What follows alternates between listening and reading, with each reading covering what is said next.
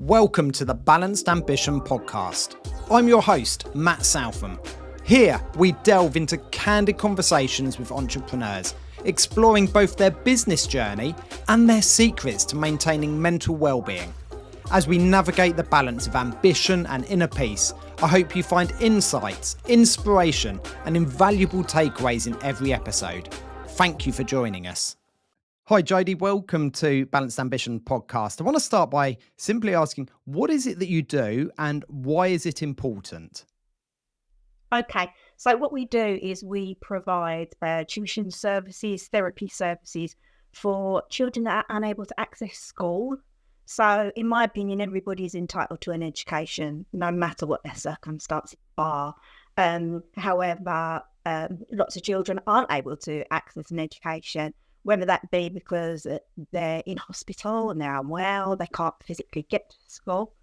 There's lots of non-attenders nowadays with lots of issues around anxiety, mental health problems. They can't get into the school.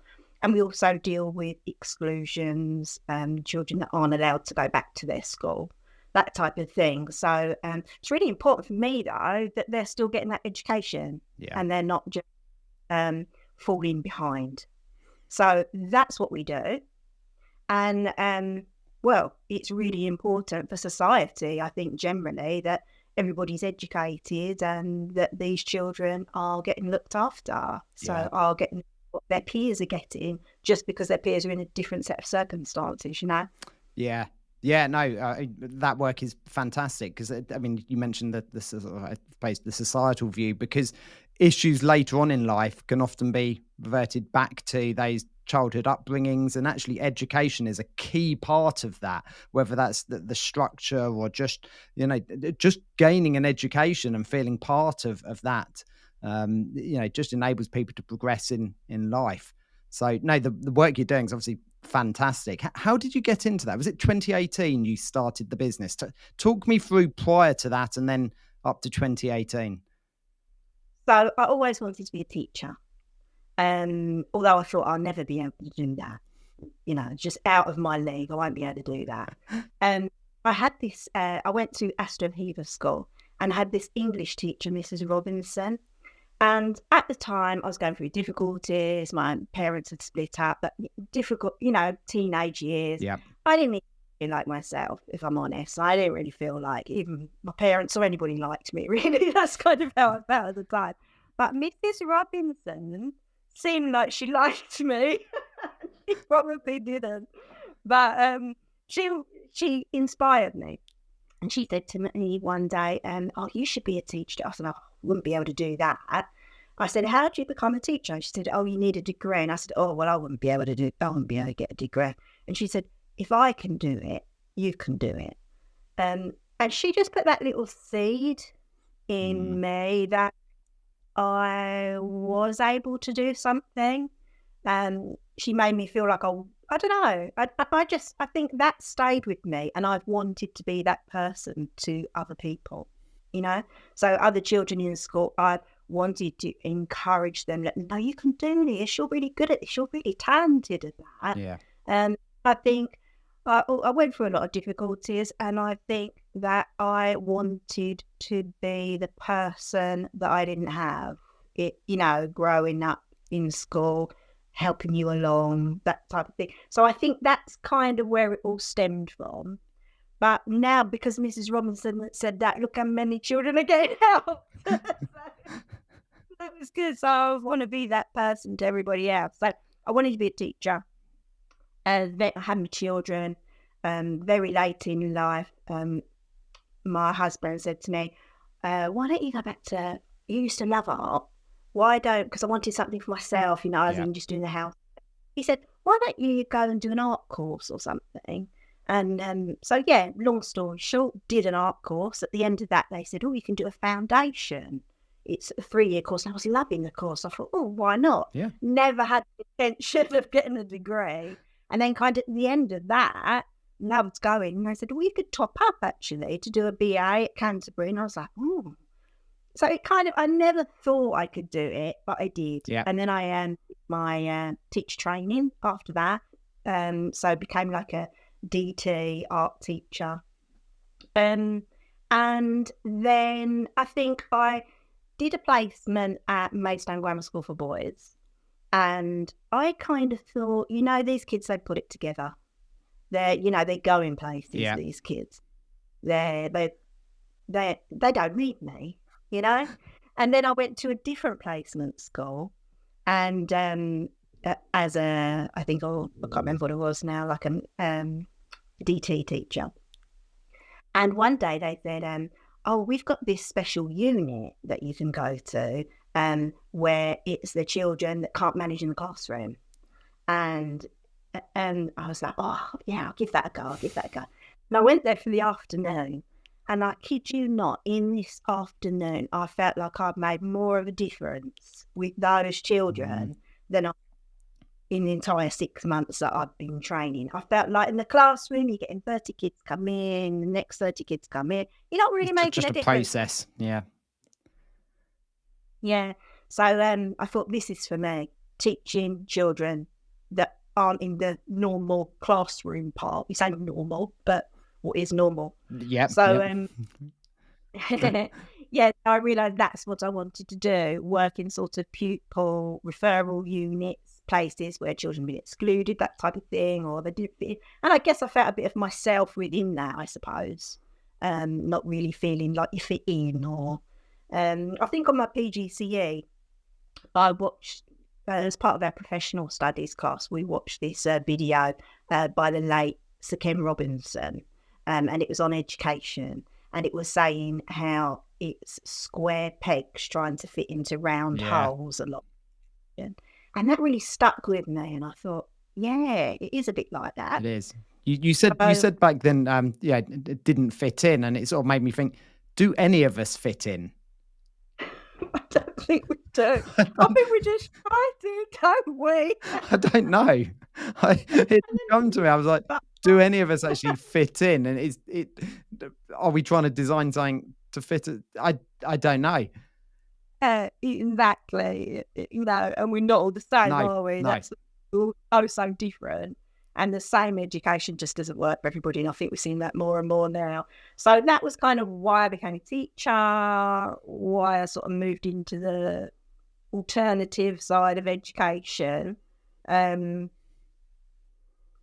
But then I guess you want to know about how the kind of business came about. I suppose so, yeah. I mean, I think just going back, you've touched on some really good points there. And actually, if you look at education as a whole, I mean, I'm not going to necessarily talk entirely about education, but actually the way the system's set up, it's almost strange. If you think about it, if you didn't know anything about the school system and you said, right, we're going to get, 30 odd kids who are going through loads of hormonal changes, and we're just going to put them in a set structure. Their diary is going to be so rigid that they do this, this, and this, and we're going to treat everyone the same. You'd think, well, that's an odd way of doing it. But of course, that is the way we do it. And for some, it works. Obviously there's, and for I suppose the majority is probably a fair system. It does work through, but people do get left behind. And actually, that isn't fair. Yeah, definitely not. And again, like social, economical aspect of it as well. You've got lots of children coming into the classroom and they've got so much going on at home. How are they to even begin to learn when they come in? They've so much has happened that evening or whatever. So yeah, I guess we've never considered that. I mean, I think it's maybe spoken about more. I mean, obviously, I'm a big advocate for mental health in the workplace and things like that, because actually people walk in the door at work and you don't know what they've gone through at home. But this is exactly the same with our young people. Yet a lot of the time, they haven't got as much control over it because they're just growing up in a household which could be really disruptive, and they haven't got the control to take themselves out of that situation, which an adult might be able to. So actually, they can't be left behind. We need to, as adults, step up and deliver for them. Yeah, 100%. So how did the business develop them from, you work in this school? So I started my career working in pupil referral units, special education centres. And then I worked at one in Maidstone and I was like the tuition lead. So any of the children that couldn't manage in the classroom would come and have one-to-one sessions with me instead, you know, do their maths and their English and everything, to make sure they didn't fall behind. So I was doing that, and this must have been about 2017, and I got made redundant at Easter overnight, and it was the end of the world. You know, that was it. I think the minute that you're all okay until like the narrative in your head of who you are. And so in my head, I'm a teacher. That's who I am. That's what I identify as. That's what I do day to day. Yeah. But overnight, it's gone. And I think the minute that you lose the sense of who you are, that's it with your mental health. So I had a bit of really difficult sort of 6 months into the summer holiday. We're office teachers in the summer holiday. So summer holiday off. We went to New York. And then towards the end of the year, my daughter was having a lot of problems. She was, at the time, she's finished school now, thankfully. But at the time, she was in year 7 and she was having issues around bullying, didn't want to go to school. And so I was seeing these problems myself in my home. And I was teaching at the time, just temping. I just got a temping job in a school quite a way away. And I was going there every day. But I was having all of these problems with my daughter in the mornings, trying to get to work. She wouldn't get out of the car at school. It was awful. It was an awful time. And I know so many parents go through that. And I somebody mentioned tutoring, and it was £25 an hour and that type of thing. And I thought, you know what? This might be better for me. If I got a tutoring job, I could do a couple of appointments around my daughter. So I could, get her to school or not. At this stage, we decided, let's just take her out. Let's just homeschool her, Yeah. Easiest way. So therefore I was sort of working around that, and I thought that's what I'll do. I did some tutoring. So I had a little look online, got a few interviews lined up. I had an interview ready with this particular agency. And I thought, I'll look on their website, do a bit of research first, before you have your interview like you do. And I'm looking at this website, and I'm thinking, hang on a minute. Well, this is just a couple that are doing this, Just seems to be like a husband and wife that are doing it. And I'm thinking, well, that sounds mean to say, but I haven't said who it is, so it doesn't matter. And I thought, this website's not that good. I could do better than that. And, I was looking at different bits and pieces, and then it suddenly hit me, and I thought, why don't I do it? I thought, hang on a minute. They're going to be going to the schools and getting the jobs and then giving me the £25 sort of thing. And I thought, why don't I just go straight to the schools myself? So that I wasn't planning on setting up a business. I was just thinking about doing some tuition work. Yeah. And I thought, I'm going to take a leap of faith. I'm going to go for it. What should I call it? And I thought, outreach tuition, that's what I call it. And had I have known it was actually going to work, and like 5 years later we'd still be hearing it be much bigger than I probably would have thought it through a little bit more, like, there we go, and like what I'm going to call it. But I thought, this is a flash in the pan thing. Yeah, just go for it. Money. So I had a bit of good luck, and a school agreed and said, we got some pupils. Yeah, and I was like, okay. And then I think I did 3 weeks, and by the 3rd week I had to take on another tutor. Oh wow! Yeah, and I was like, I can't manage it.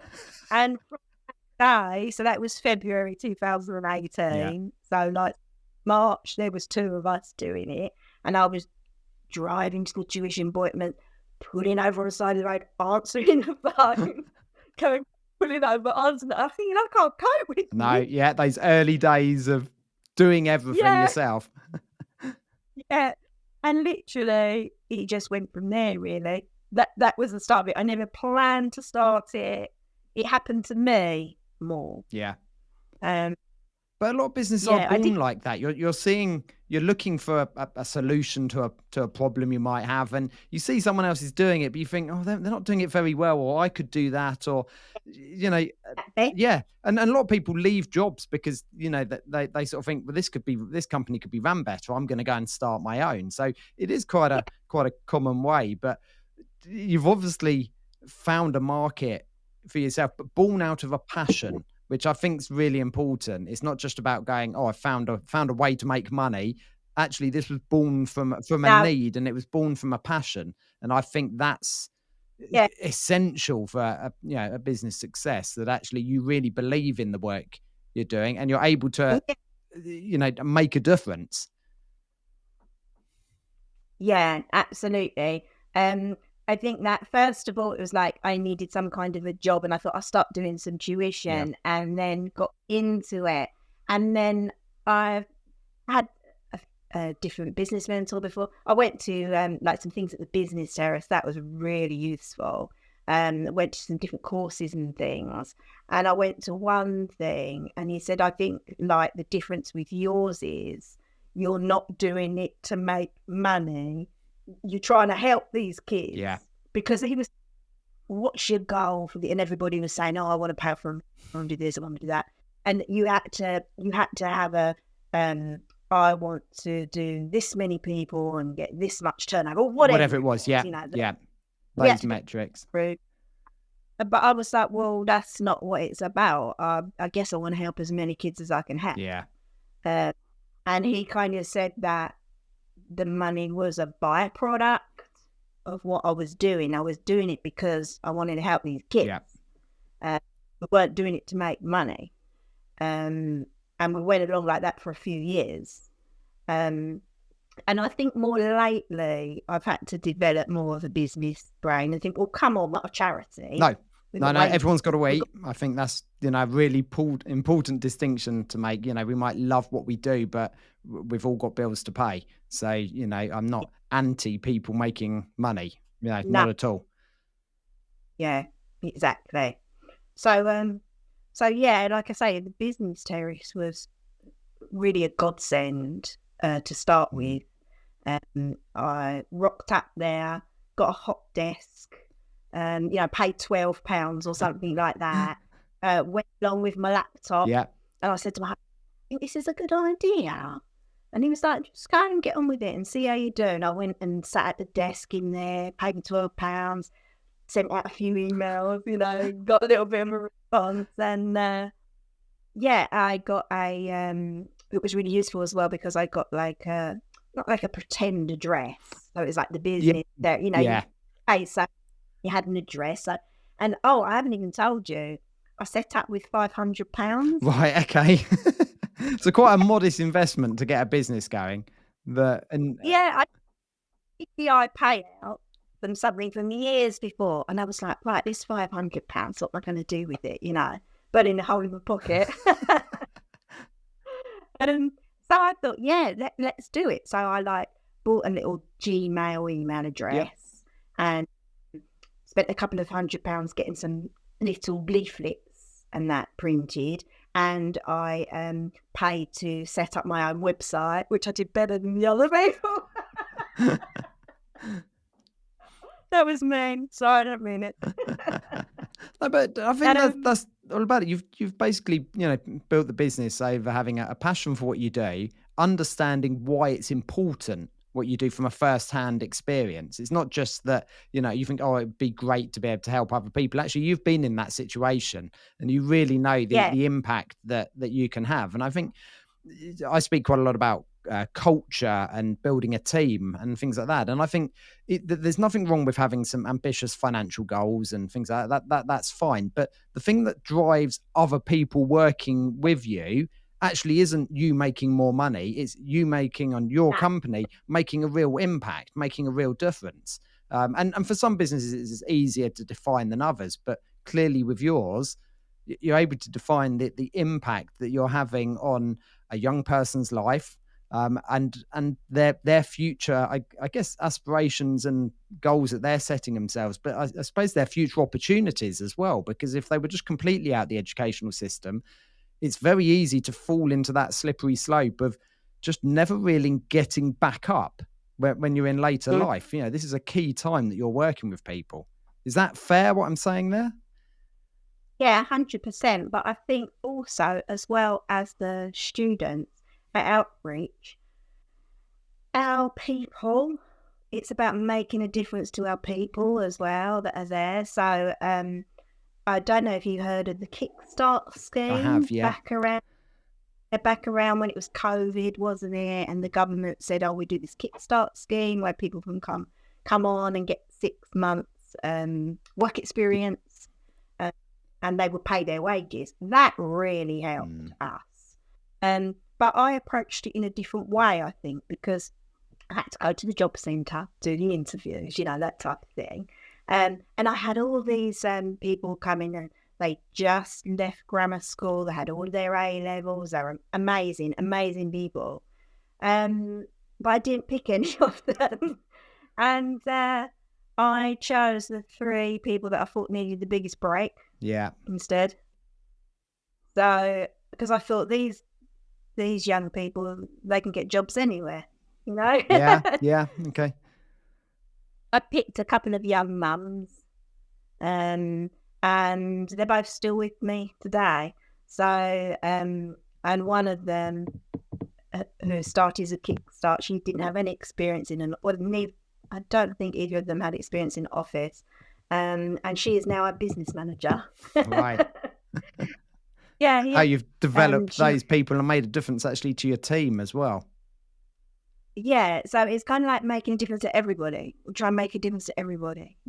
If you're the right fit. Yeah. If you're kind, and if you want the same things and you want to make a difference, and try and do that for everybody. You can't do it for everybody, but you try. No, that can sometimes be the hard bit. That you've got to accept actually you can't help everyone, but No. there is, if you can make a difference, because I think we are here to make a difference, not just earn money, not just do that. I think if we can, as humans, just generally make a difference to other people, I think that comes back round like a boomerang. I'm very much a believer, if you help someone else, or make someone else smile, actually that comes straight back to you, just in the way it works. And you obviously, the lot of the work that you do is very selfish, and you commented there that you had a real tough time. So you are doing this from a personal place, that you almost like you wish there was someone who was there to help you when you were younger. Yeah, definitely. Definitely. That's where it definitely all came from. 100%. Yeah. And what's the future looking like for what are you doing? What are the next steps? Are you going to try and expand? Because am I right, during the COVID period, obviously you moved and you're able to do online tuition. So is that continuing as Yeah, well? I think from that February when I took the second tutor on, and we've just grown and grown and grown. And that has been the biggest problem for me, I think, because every year has looked slightly different. Yeah. Every year, own problems. The growth has been the problem for me. And that is hand in hand with cash flow, Yeah. because the bigger you're getting every month and the more work you're getting every month, the more wages you've got to pay out, but you haven't had that money yet because you just invoiced for it, Yeah. So the level of growth, and the fact that I've been bootstrapping the whole time. So I started with that 500 Yeah. quid. And literally so I haven't had any investment, nothing like that, done it all. And I think between year 3 and 4, we doubled our turnover that year. So Wow. grew literally by 50%. All the other years we've done about 40%.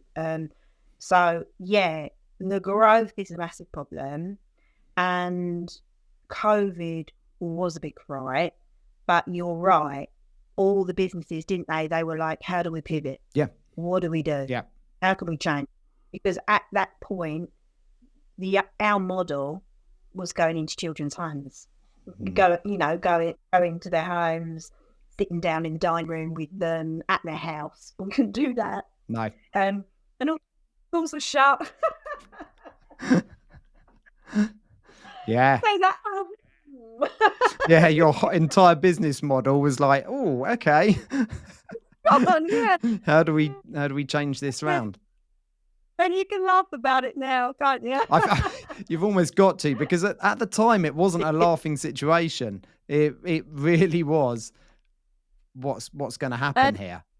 So, and have you yeah, kept the online teaching? And is that one way you're yeah, you're looking to expand outside of your sort of geographic area? Um, yeah. That's exactly what happened. We were like, what are we gonna do? One of our ladies came up with this brilliant, and she said we should go online, because the other company that I'm working for, this is like the government type company, they're doing lessons online now. And I was like, oh, okay, that sounds a bit scary. And I think I stayed up for about 48 hours straight, figuring out how the hell to do it, working solidly, mm, um, looking into Zoom, all these packing, how will we do it, what will we do? yeah, So yeah, as many people did, went over to that overnight. And then from there, I think that was the year that we grew by 50%, because right. now Surrey were wanting us, so it wasn't just Kent anymore. No, Like you say, a wider geographical area. So yeah, we still run the online. We still run face to face. So yeah, do both of those. In terms of growing, I'd like to slow the growing down. If I could, it's a bit like that Indiana Jones ball. It's like get away from me, and you're knock trying to you over. chase it. Yeah, Yeah. So yeah, with regards to growth, we tried some different things. We saw what was quite important was that these young people might get their qualifications with us, but then a lot of them might want to get onto a building site or something like okay, that. yeah, But then they got the stop part of, they got to learn to do their health and safety, their CSCS test. They got to learn all of that. So we work with, this is a new thing kind of introduced, working with the local youth club, working with some youth charities, got some funding, and we started doing courses for like 16 years plus, okay, yeah, to get their qualifications to get them on the building site, yeah, get them boots, get them the bus fare to the test centre, get them the overalls and stuff, PPE, yeah. Stuff that they and need to get started, but almost is that vicious circle of, "Oh, I can't afford to do that because I haven't got a job, but I can't get a job because I can't afford to do that." You're exactly. able to step in. There's many kids in town and that want to get on the building site, want to get the work, but then, the health and safety exam is pretty difficult. Mm, I did it myself. I went and had a go at it, and it's hard. yeah, So yeah, courses for that as well. We developed into that sort of construction, getting onto a construction site, sort of post 16 yeah. courses. So we did a bit of that, and then of course some of the schools that we work with bring their year 11s along, so that they can learn it and get, to get their cards and getting on site and stuff like that. So we developed into that as well. Yeah, because there's that gap, I suppose, when people leave school before sort of really being an adult and having the worldly experience. And actually, it's easy for people to drop off the radar, so to speak, then. And actually, people also Yeah. need support, because actually the education, that the formal education isn't necessarily actually the bit that they need to get into the work that they want. They, like you say, they want to work on a building site. So actually, it's getting Mm, a card, getting some boots, getting all the PPE that they mm. need to, that someone will go, you know what? Yeah, you're good lad or a good girl. Look, come and join us. We can give you some work experience and so on and so on. You're providing those opportunities. I'd like to do more of that, and I'd like to develop that more. But at the moment, we're just too busy to kind of, operationally, you're just trying. Yeah. So how do you're helping lots of other people, and you've commented that you're very busy. How do you look after yourself? Well, that's a bit of a problem, to be honest with you. I've had like mental health issues for a long, long time, probably since my son was born. He's 20 in January. Okay. I sort of got postnatal depression, that kind of thing, when he was born. And that's why my husband said, come and do the art, go and do something that you enjoy. That's kind of how it all started. And so it's been very difficult keeping that under control over the years. However, I've had a good few years of doing pretty well with that. But everybody talks about burnout, don't they? Oh, you do too much, you'll burn out. And I think that's what kind of just recently happened to me. So I think that it's been 24/7, all weekend, all of the time. The moment I open my eyes, I switch my phone on to get the messages, see what the staff doing, is anybody off, da-da-da. Before I go to bed, it's messages, checking things. It doesn't stop.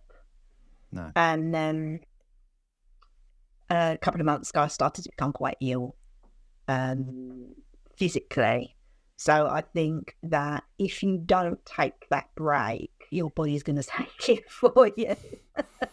And that's kind of what's been happening to me lately for the last couple of months. So I've had to slow down a little bit. So I just think in the beginning, when you've got this idea, you're so excited and, you're so passionate and you're running around on the adrenaline, aren't you? Yeah. And then I think kind of 5 years in, you ain't got any left. No, your body, it will force you to take that break, and not necessarily in a good way. No. So you do need to listen out to those early signs. So what do you do to take a break then? Yeah, I mean, you're saying you're in the morning, you're looking at messages, in the evening you're thinking of messages, and clearly you've commented there that your body's telling you to take a break. I'm almost challenging you here, as in, what are you going to do? And I mean that in a nice way. Yeah, I gave the staff a bit more sort of responsibility, and they've been absolutely phenomenal, kind of stepping up and doing up bits and pieces. So now I switch the phone off come sort of 6 o'clock. And if it hasn't been dealt with by then it can be dealt with in the morning. Yeah.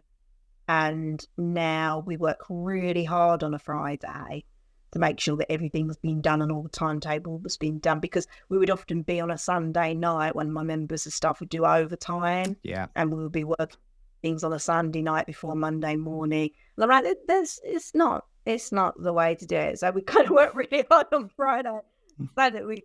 This weekend, I thought everything's done. Yeah.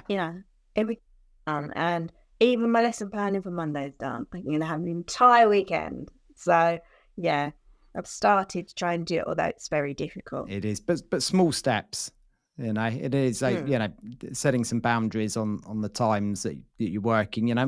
Lots of us, we have to work hard when we're working, but to be able to find some times when even just short amount of times or a short amount of time when you can switch off is really, really important.